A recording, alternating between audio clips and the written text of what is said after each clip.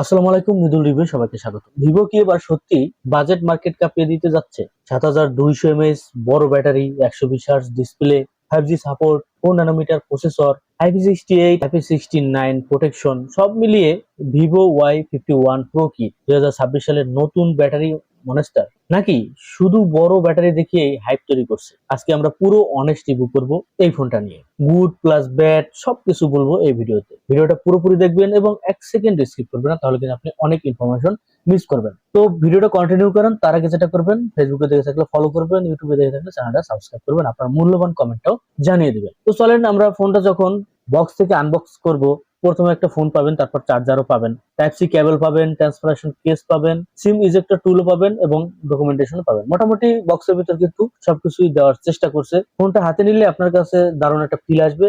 যাই হোক, আমরা বিল্ড কোয়ালিটি বা ডিজাইনের দিকে আসবো, তার আগে ফোনটা আপনারা কোথায় পাবেন, ভেরিয়েন্ট, দাম, এগুলোর একটু কথাবার্তা বলি। ফোনটা আপনারা আনঅফিসিয়াল মার্কেটেই পাবেন। 30,000 বা 29,000 টাকার কাছাকাছি ফোনটা পেয়ে যাবেন। দুটো ভেরিয়েন্টে পাবেন। 8 জিবি 128 জিবি স্টোরেজ পাবেন একটা, এবং 8 জিবি 256 জিবি স্টোরেজ পাবেন। 29, 31 এই বাজেটের ভিতর আসলে পাই যাবেন। তবে ফোন বাজারে এখন বর্তমানে ফোনের দাম স্থির থাকে না, আপনারা সকলেই জানেন। যদি একটা ফোন দেখেন এখন এই দাম, 1 সপ্তাহ পর সেটা বাড়তে পারে। তো নির্দিষ্ট আসলে বলা যাচ্ছে না যে এই দামই আপনি পাবেন কিনা 1 সপ্তাহ পর। তো দামের কিন্তু ভেরিয়েন্ট হচ্ছে, এখানে আমরা দেখেছি অনেক ফোনের কিন্তু দাম বেড়ে গেছে। তো আপনারা নির্দিষ্ট একটা দাম দেখে চললে হবে না। দেখা যাচ্ছে আপনি এই ভিডিওটা 1 মাস পরে দেখবেন, তখন কিন্তু হয়তো দামটা বাড়তেও পারে আবার কমতেও পারে। তো এই বিষয়টা আপনাদের মাথায় রাখতে হবে। অবশ্যই কমেন্ট বক্সে এসে জানতে চাইবেন, আমরা আপডেট গুলো জানানোর চেষ্টা করব। এবার আমরা ডিজাইন এবং বিল্ড কোয়ালিটি নিয়ে কথাবার্তা বলি। ডিজাইনে যদি আসি, ডিজাইনটা আমার কাছে দারুণ লাগে, বিশেষ করে এই কালারটা। মানে আপনারা দুটো কালারই পাবেন, ফেস্টিভ রেড এবং নোবেল গোল্ড। তো রেড যেটা, ওটা আমার কাছে দারুণ লাগে। এবার যদি কালারটা বাদ দিই, তাছাড়া ডিজাইনটা আমার কাছে অনেকটাই ভালো লাগে। বিশেষ করে আমার মনে হয় কালারটার কারণে আসলে মনে হয় ভালো লাগে। কি পাচ্ছি ডিসপ্লে হিসেবে, 5 ডিসপ্লে পাচ্ছি, slim look body, premium camera মডিউলটাও ভালো। আরো শকিং ব্যাপার হচ্ছে IP68 IP69 কে ওয়াটার রেজিস্ট্যান্স পাচ্ছেন, মানে পানি ধুলাবালি এটা থেকে কোনো ভয় নাই, দুটো থেকে সেফ পাচ্ছেন। প্লাস্টিক হলেও ওভারঅল ফিনিশ প্রিমিয়াম লাগে, জাস্ট ডিজাইনটা অসাধারণ। ডিজাইনটা যদি রাখি, এবার ফোন আশেপাশে যদি একটু নজর দিয়ে আসলে আরো কি কি পাচ্ছি। অ্যান্ড্রয়েড 16 এ ফোনটা রান করছে, যেটা বলো ভালো। ফিঙ্গারপ্রিন্টটা পাচ্ছেন সাইডে, ফেজ আনলকও আছে, আইআর ব্লাস্টারও পাচ্ছেন, রিভার্স চার্জিং সিস্টেম আছে, 5G সাপোর্টও আছে। তাছাড়া এখানে আপনারা সাউন্ডটাও পাবেন লাউড অ্যান্ড ক্লিয়ার, এটা অনেক ভালো। আপনারা এখানে পাচ্ছেন না 3.5 mm হেডফোন জ্যাক, কারণ আমরা জানি যে IP60 একটু বেশি রেটিং এর ফোনগুলোতে আমরা এই 3.5 mm হেডফোন জ্যাকটা মিস করি, তো এখানে আমরা মিস করব। তো চলেন এবার আমরা ফোনের সামনের দিকে যদি একটু নজর দিই, সামনে আমরা পাচ্ছি 6.75 ইঞ্চি আইপিএস এলসিডি প্যানেল। এখানে একটু হতাশ লাগে, কারণ আইপিএস এলসিডি এখানে আমরা অ্যামোলেড আশাই করতে পারি, কারণ এরকম একটা দামের ফোনে অ্যামোলেড আমরা পাই, এটা আমাদের প্রাপ্য।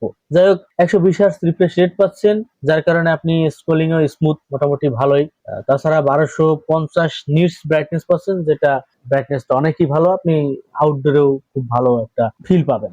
ফেসবুক, ইউটিউব, টিকটক ভালোই এনজয়েবল করতে পারবেন। তবে একটা ডাউন সাইড আছে, ওই যে যেটা বললাম, HD plus resolution, full HD এখানে পাচ্ছেন না, এখানেও হতাশ করছে। অ্যামোলেডও না, আবার ফুল এইচডিও না। তো এই জায়গায় একটু হতাশ করছে, কারণ আপনি ডিপ ব্ল্যাক ফিলটা পাবেন, কিন্তু ব্রাইটনেসটা অনেক ভালো। তো যাই হোক, ডিসপ্লেতে একটু হতাশ করছে আমাকে। আপনাদের কাছে কি মনে হয় জানাবেন কমেন্টে। এবার আমরা পারফরমেন্স আসি। এখানে ইউজ করা হয়েছে মিডিয়াটেক ডাইমেনসিটি 7362 টার্বো, যেটা 4 nm চিপসেট। এই চিপসেটটা অনেস্টলি খুব এফিসিয়েন্ট।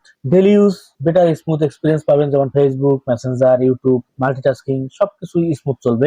সাথে আপনারা 8 জিবি র্যাম পাচ্ছেন, প্লাস ইউএফএস 3.1 স্টোরেজ পাচ্ছেন, যার কারণে অ্যাপ লোডিংও বেশ ফাস্ট। গেমিং এ যদি আসি, PUBG smoothie plus HDR playable করতে পারবেন। ফ্রি ফায়ার আল্ট্রা সেটিং এ স্মুথ। হেভি গেমিং যারা আছেন তারা ডিসেন্ট একটা পারফরমেন্স পাবেন। তো এখানে গেমিং যারা আছেন তারা এখান থেকে টুকটাক একটু গেম খেলে স্যাটিসফাই হওয়ার চান্স আছে। তো এবার আমরা ক্যামেরা নিয়ে কথাবার্তা বলি। ক্যামেরা হিসেবে এখানে মেইন সেন্সর যেটা দিছে, 50 মেগাপিক্সেল মেইন ক্যামেরা, যেটা ডে লাইটে ফটো ভালো, শার্প এবং প্লাস ভাইব্রেন্ট ঠিকঠাকই আছে।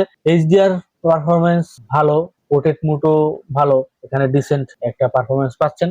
অতটাও ভালো বলবো না, যখন জুম করে ছবিগুলো তুলবেন তখন একটু ডিটেলস এর ঘাটতি পাবেন। নাইট মোডে যদি আসি, নাইটেও লাইটিং কোয়ালিটি যদি ভালো থাকে তাহলে ভালো। তবে এই দামের ফোনগুলোতে আগে আমরা অনেক ভালো ক্যামেরা পাই। তাছাড়া আপনারা আগে যে ফোনগুলো ছিল আনঅফিসিয়াল ফোন, তখন আরো ভালো বেটার আমরা দেখতে পাইছি। যাই হোক, আমরা যদি সামনে ক্যামেরা নিয়ে কথাবার্তা বলি, মানে ফ্রন্ট ক্যামেরা এখানে 8 মেগাপিক্সেল দিছে, যেখানে বলবো 8 মেগা আসলে অনেকটা কম মনে হয়, এখানে একটু বাড়াই দেওয়া উচিত ছিল।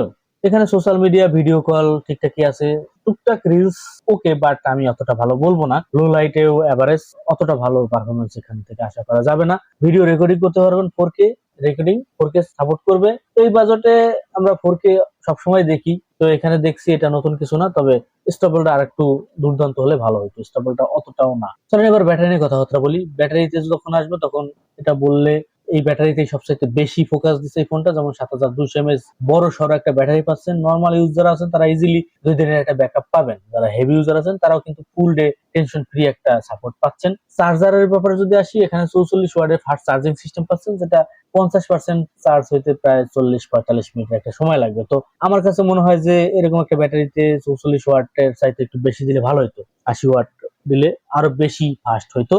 তো এটা আসলে দরকার ছিল। ব্যাটারি লাভার যারা আছে তাদের জন্য ঠিকঠাকই আছে। আমি চার্জারে একদম যে লো সেটা বলতেছি না, মানে আরেকটু ফাস্ট চার্জিং করে দিলে বিষয়টা আরেকটু জাঁকজমক হইতো। তো 44 ওয়াট আমি খারাপ বলবো না, এটা ভালো। তো চলেন এবার আমরা ফোনটা ভালো দিক এবং হতাশ করছে যেসব বিষয় একটু সারাংশ যদি একটু আসি, মানে এক নজরে যদি দেখার চেষ্টা করি।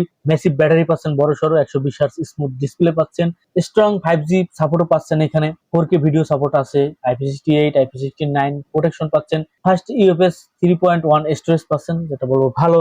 এখন বর্তমানে স্টোরেজের যে দাম সেই তুলনামূলক এখন এখানে ভালো করছে। এবার আসি হতাশ করছে, যেমন অ্যামোলেড ডিসপ্লে পাচ্ছি না, এইচডি প্লাস রেজুলেশন, এখানে একটু হেভি ফিল হতে পারে, মানে ওয়েটটা একটু বেশি মনে হতে পারে, যদিও ব্যাটারিটা অনেক বড়, তো এখানে ওয়েটটা অতটা স্পেশাল ভাবে বলাও যাচ্ছে না। সেলফি ক্যামেরা এভারেজ, এখানে একটু হতাশ করছে।